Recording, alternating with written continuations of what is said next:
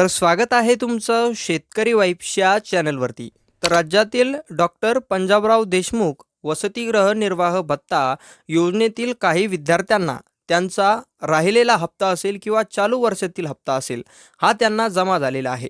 परंतु या योजनेअंतर्गत असे देखील काही विद्यार्थी आहेत की ज्यांचे हप्ते अद्याप जमा झालेले नाहीत. आता त्याच विद्यार्थ्यांसाठी म्हणजेच प्रलंबित विद्यार्थ्यांसाठी निधी वितरित करण्याबाबतचा जे-आर हा आलेला आहे.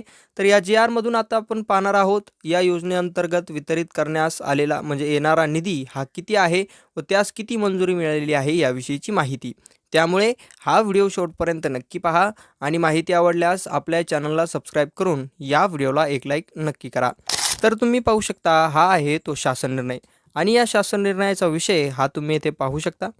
सन 2026-27 या आर्थिक वर्षात डॉक्टर पंजाबराव देशमुख वसतिगृह निर्वाह भत्ता योजनेकरिता निधी वितरित करण्याबाबत अशा प्रकारचा हा विषय असून येथे तुम्ही पाहू शकता हा जे-आर 9 जून 2026 रोजीच शासनाने निर्गमित केलेला आहे.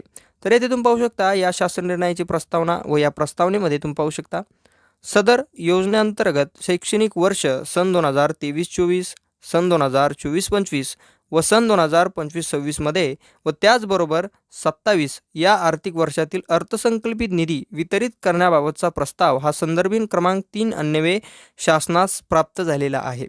त्याच अनुसरून संदर्भीन क्रमांक 2 येथील शासन निर्णयान्वये सदर योजनेअंतर्गत अर्थसंकल्पित तरतुदीतून 60% मर्यादेतील निधी हा संचालक तंत्रशिक्षण यांना वितरित करण्यात आलेला आहे.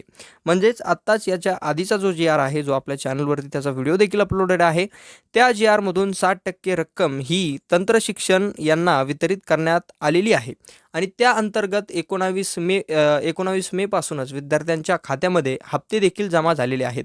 पण त्यामधून देखील काही राहिलेले आहेत. त्यांना आता इथे तुम्ही पाहू शकता राहिलेल्या विद्यार्थ्यांना आता वित्त विभागाने उपलब्ध करून दिल्याप्रमाणे या योजनेअंतर्गत असलेला अर्थसंकल्पित तरतुदीतील उर्वरित 40% निधी हा संचालक तंत्रशिक्षण महाराष्ट्र राज्य यांना वितरित करण्याची बाब शासनाच्या विचाराधीन होती आणि त्याचवर आता त्याच प्रस्तावास मंजुरी मिळून आता शेवटी हा जो 40% निधी आहे की जो उर्वरित आहे तो आता विद्यार्थ्यांना वितरित करण्याबाबतचा शासन निर्णय हा शासनाने काढलेला आहे. तर आता आपण पाहूया या 40%मध्ये किती निधी हा वितरणास मंजुरी या शासन निर्णयामध्ये मिळालेली आहे आणि या 40%मधील राहिलेले जेवढे काही विद्यार्थी आहेत त्यांना आता या निधीमधूनच त्यांचे हप्ते जे काही उर्वरित असतील किंवा जे चालू वर्षातील असतील ते आता जमा होणार आहेत. त्यामध्ये शासन निर्णय सन 2026-27 या आर्थिक वर्षात उच्च व तंत्र शिक्षण विभागाच्या मागणी क्रमांक येथे देण्यात आलेला आहे.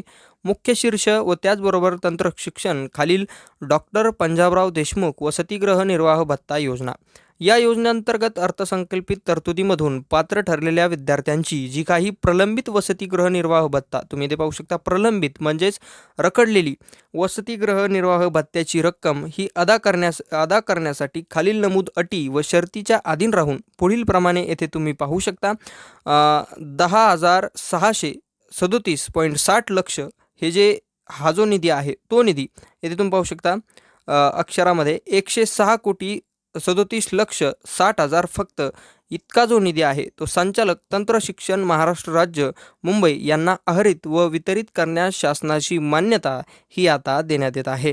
तर दिलेल्या मान्यतेनुसार 106,37,60,00,000 एवढा जो निधी आहे तो निधी आता राहिलेल्या 40%साठी वितरित करण्यात येत आहे आणि यास देखील मंजुरी ही आता या शासन निर्णयामधून देण्यात आलेली आहे. तर ज्या देखील विद्यार्थ्यांचे राहिलेले हप्ते आहेत ते देखील त्यांना आता लवकरच त्यांच्या खात्यामध्ये वर्ग करण्यात येणार आहेत. तर अशा काही प्रकारची माहिती आपल्याला या शासन निर्णयामधून पाहायला मिळते व जे काही अटीच्या अधीनस्थ राहून वितरित करण्यात येणारा निधी आहे त्याच्या अटी व शर्ती येथे असणार आहेत. तुम्ही स्टॉप करून देखील वाचू शकता.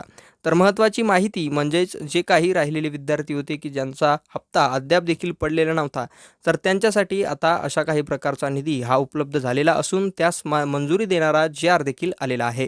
तर ही होती यामधील सविस्तर माहिती जर तुम्हाला आवडली असेल तर आपल्या चॅनलला सबस्क्राईब करून या व्हिडिओला एक लाईक नक्की करा म्हणजे अशाच अपडेट्स तुमच्यापर्यंत पोहोचत राहतील.